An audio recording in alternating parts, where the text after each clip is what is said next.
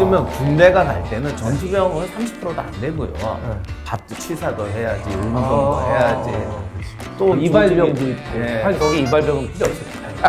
그 무대에는. 조선시대 때 이발병이 무슨 말입니까? 아 정말 망언 막 나오네 오늘.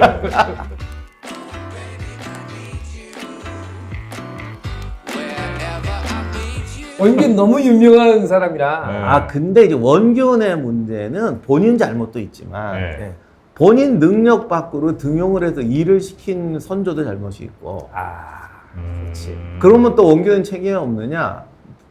글쎄, 만약에 네. 내가 연대장 정도밖에 안 돼. 네. 뭐 연대장도 여러 종류가 있는데 네네. 좀 이 사람은 그냥 좀 돌격 앞으로 이런 거 좋아하는 사람이란 말이에요. 네. 그 사람을 군단장으로 등용을 해가지고 전체의 이런 전술을 짜라 그랬으면 시킨 사람도 잘못이고. 아, 그쵸. 그렇죠. 사지로 몰아넣는 거 아니에요? 잘못하면. 그러면 자기도 그걸 알면은 좀 안 이렇게 받아야지. 자중을 해야 되는데 이 양반이 또 그걸 못해서. 그러니까 책임이 없다고 할 수가 없는 거야. 진짜 이게 잘못한 말이죠. 몇백 년이 지났어도 욕을 먹고 있어요. 원균 씨는.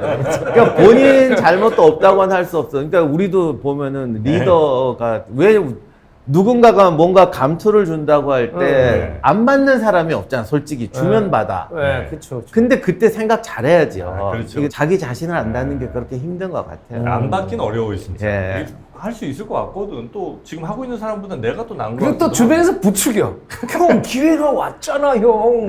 하여간 주변에서 그 부추긴다고. 부분에서 자기 통제를 못한 건 맞아요. 아 원균이. 아, 학습 만화에서 굉장히 인상적으로 봤던 장군님이 있어요. 누구예요? 신립. 신립. 신립 장군. 뭐 하셨지? 아 몰라. 신립. 아, 이름은 들어봤는데. 신립에 대해서는 이게 진짜 얘기가 많아요. 그 불만도 많고. 네. 근데 여기에 대해서는 오해도 되게 많아요. 아. 그래서 이거를 또 말을 잘못하면은 또 막 분노하는 분들이 많은데. 신립 후손들도 계시니까요. 네, 근데 실제 그 탄금대 전투는 네. 그렇게 단순한 전투가 아, 아니었어요. 탄금대예요, 거기가. 네, 그래서 이거는 이렇게 해석할 수 있고 저렇게 해석할 수 있는 요소가 많은데 네. 일단 이게 이제 분노한 것들이 사람들이 네. 탄금대에서 잘 싸웠으면 네. 배수진도 안 치고 잘 싸우고 조령을 막았으면 서울이 그렇게 빨리 함락도 안 되고 막 이랬을 거다라고 하니까 이제 네. 막 분노가 가게 예, 되고 예, 예. 또 분노가 가다 보니까 이게 점점 업이 돼가지고 작전만 잘 셌으면 이길 수도 있었다. 아. 그러니까 지금도 그렇지만 전투, 쉽게 말하면 축구시합 하면 네. 그날 대한민국 모든 남자가 감독이 되잖아. 오늘 뭐 그렇죠. 그날 뭐 좀 야, 거기 막아야지. 죄를 쓰지 말았어야지 막 이렇게 네, 나오는데 그렇죠. 그래서 이제 신립 장군에 대한 평가는 지금 내리기는 매우 좀 네, 얘가 좀 복잡해요. 되게 그렇습니까? 복잡해. 여튼 이제 그분은 맞는 거죠. 저 그렇죠. 배수진 치고. 네. 예. 네. 거기서 이제 좀 많이 망가지고 이제 일본군들, 왜군들은 바로 이제 서울까지 진격 이렇게 네. 이제 했던 사람들. 그 정도 이름들이 이제 생각이 나시고. 서산대사 있잖아요. 서산대사. 서산대사, 사명대사. 아, 사명대사. 네, 서산대사, 아, 사명대사. 맞지. 그 두 분 다 임진왜란인가? 그렇죠. 아, 그래요. 그분들은 이제 그 스님들이 이끌고 그 게임이 있어요. 임진록. 임진록이라는 게임.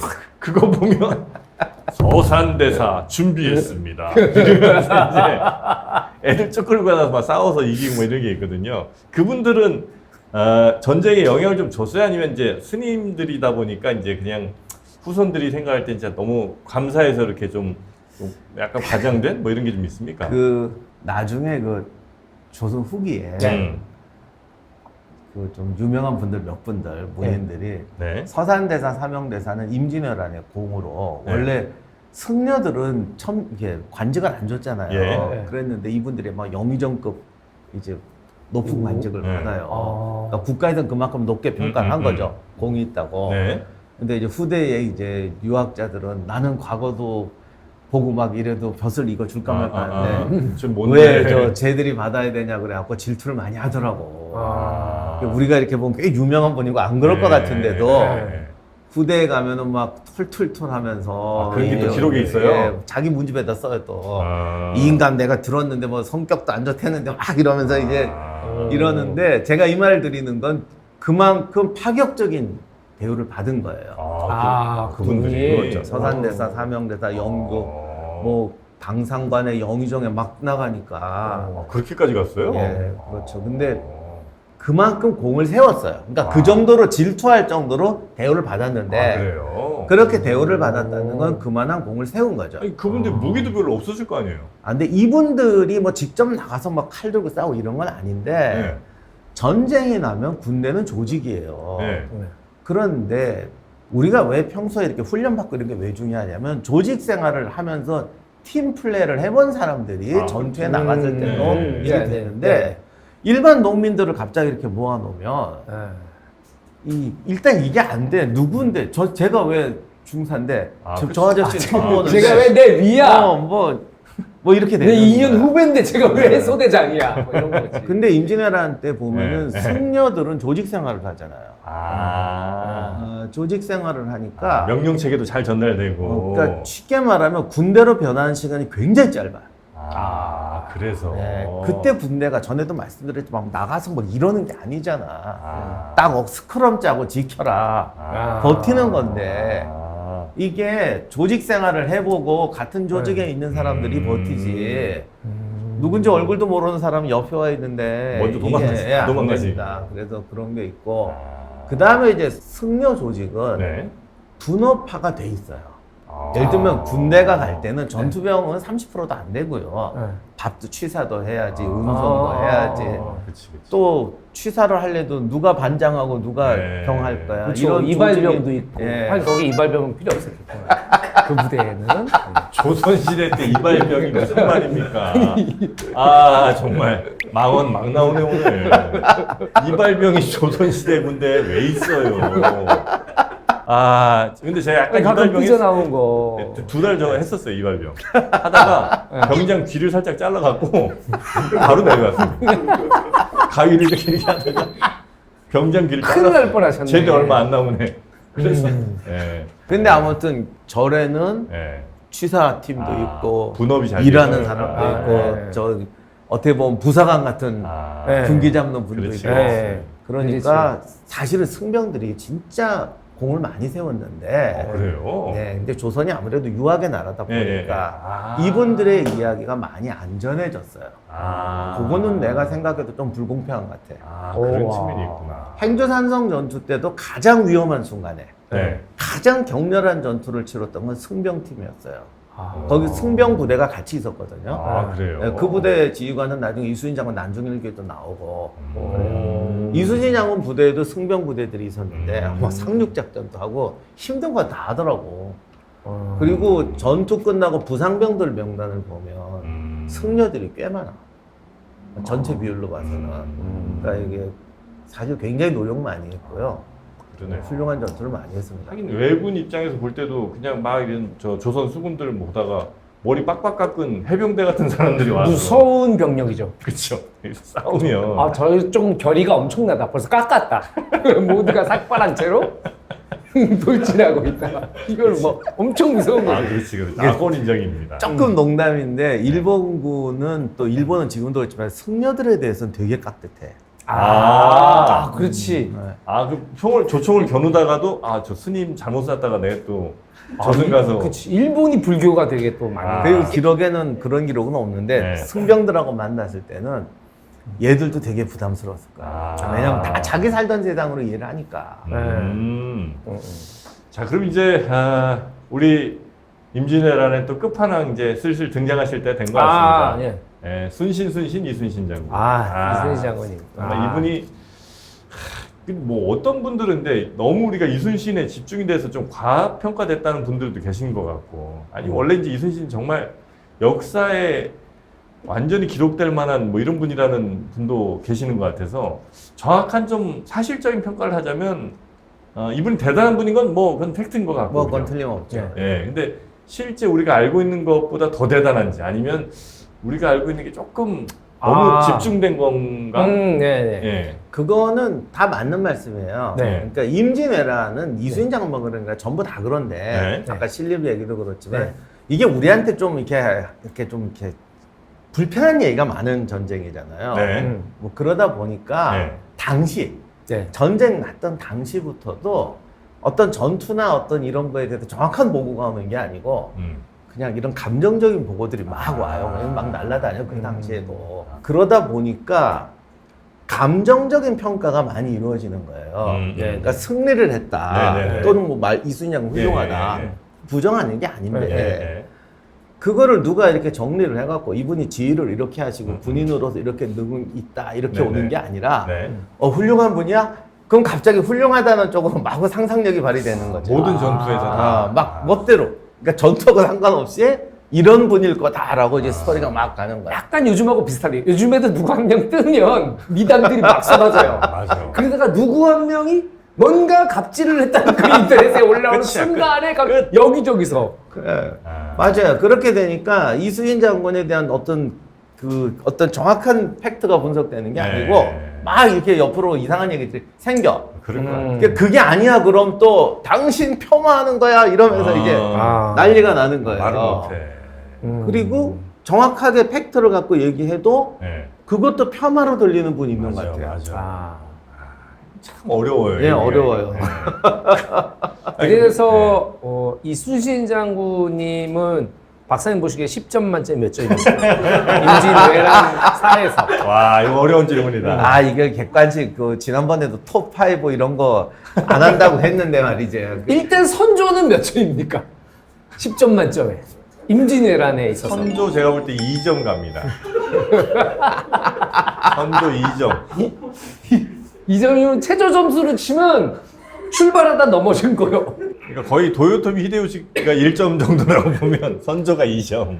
근데 일단은 네. 이순신 장군 같은 경우는 그 맡은 바 임무를 완벽하게 해냈기 때문에 네. 그 여러 가지 어떤 전술적 상황으로 보면 거의 만점으로 행동을 했어요. 진짜. 아. 다만 그 만점이라고 그러면 이제 사람들이 제멋대로 받아들여서 예, 그쵸, 그쵸. 와 이제 뭐 영화에도 나온 것처럼 칼 들고 나가서 무쌍을 하셔도 네. 한 100명을 하나보다 네. 이렇게 하면 안 되고 네.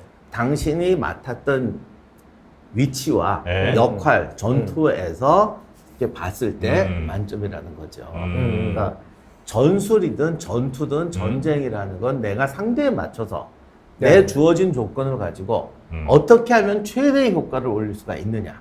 또는 최대 효과를 해도 예를 들면 이길 수가 없다. 이렇게 되면 네. 이제 문제가 되는 건데 네네. 그러면 더 업그레이드를 시켜서 이기게 한다. 이런 음. 점에서는 거의 최대치였던 것 같아요. 그리고 이순신 장군이 탁월한 경우는 자제력이 대단해요. 자제력. 그러니까 사실 우리야 막 나가서 그냥 깨버리고 저기까지 뭐 자신감 간다. 돋고 뭐 네, 또 이런 거 뭐 좋아하잖아. 또. 근데 사실 이 양반 굉장히 냉정하거든요. 아. 한 명이라도 헛된 희생이 나와서는 안 된다. 이런 마음을 가지고 있는 분이라면 되게 좋은 말인데 네. 요게 또 잘못되면 소극적이 되죠. 그렇지.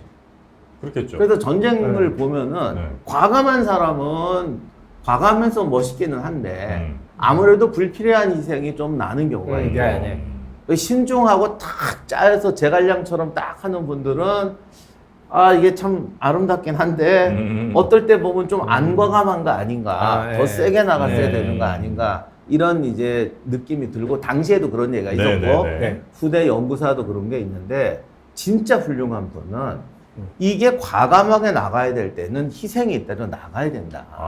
이렇게 하는, 그러니까 모드가 여러 가지가 있어야 돼요. 나폴레옹 그랬거든. 내 안에 8개의 인간이 있다. 그러니까 우리가 흔히 말하는 이분은 신중한 분이다. 이분은 과감한 분이다. 이거 갖고는 안 된다는 거야. 때에 맞게. 때에 맞게. 우리가 모두가 죽더라도 과감해야 된다가 가장 옳은 순간이라면 야. 과감형으로 변해야 되고, 야, 이거는 최대한 안전하게 일 처리해야 된다 할 때는 해야 된다는 거죠. 판단을 정말 그렇죠. 잘해야 그걸 잘해야 돼요. 근데 이게 지금 박사님 말이 쉽지. 진짜 한 사람이 맞아요. 그치. 그렇게 했을 때는 진짜 어려워. 대부분의 결과적으로 보면 장군들이 그걸 수 있겠지만. 못해요. 네. 근데 이순신 장군이 그걸 잘했어요. 그걸 해요. 아. 정말 해요.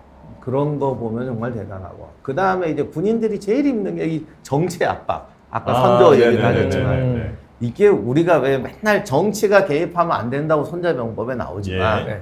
정치가 안 개입하는 전쟁은 존재할 수가 없어 애초에. 그렇죠. 뭐 애초에 안 돼. 정치 때문에 또 벌어지기도 그렇죠. 하고. 그래서 뭐 이론적으로는 순 전쟁은 전쟁의 논리로 하면 좋긴 하겠는데 그럴 수는 없죠. 말씀하신 것처럼 전쟁 자체가 정치 연장인데 네. 어떻게 그게 되겠어요? 그러니까 정치적 압박이 들어오는데 거기에 대해도 그 그 정도로 처신하기 쉽지 않은데 해. 근데 여기서 이제 존경스러운 게는 이게 저기 좀 왕하고 트러블이 생길 것 같아. 그래도 병사와 군대와 전쟁을 위해서 이거는 물러설 수 없다 그러면 안 물러나요. 그게 참 대단한 거라고 이순신 생각해요. 장군이 그랬어요. 네. 안 물러날 수 있나? 근데 예를 들면 왕이 뭐라고 하는데 내가 뭐 아닙니다 이거 해야 됩니다 이럴 수는 없을 거 아니에요. 그렇게 해요. 이순신 장군은 그렇게 해. 그래서 그게 대단하다.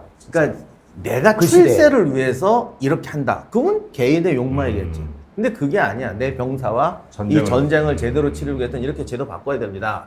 자, 근데 중요한 건 이렇게 말했을 때 왕이 또는 누가 이거 속셈이 있는 거 아니야? 그렇죠. 이런 생각을 한단 말이죠. 네. 안 할 수가 없어요. 그렇지. 근데 우리가 영화나 이런 걸 봐도 그러면 장수들이 말을 못 하죠. 네. 야, 이 얘기 꺼내봤자 괜히 나 의심만 받을 텐데. 나는 나라를 위한 얘기인데. 그렇죠. 근데 못하는 경우 많잖아요, 솔직히. 그렇겠죠. 그렇죠. 근데 이 양반 해요. 그것 때문에 이제 선조는 점점 더 이순신을 싫어해. 그게 선을 넘어가 버렸지. 선조가 선을 넘어가 버리는데. 선조가 선을 넘었다. 그래서 내 2점이라는 겁니다. 그래서 이순신 장군이 뭐라고 그랬냐면 이거는 이렇게 하면은 전투 자체가 엉망이 된다. 그렇죠. 선조가 그 부분에서 절대 양보를 안 해요. 선조. 문제 많아 이 사람. 근데 이순신 장군의 성격이 있긴 있어. 그런 말은 내가 볼 때 좀 안 써도 될 것 같은데.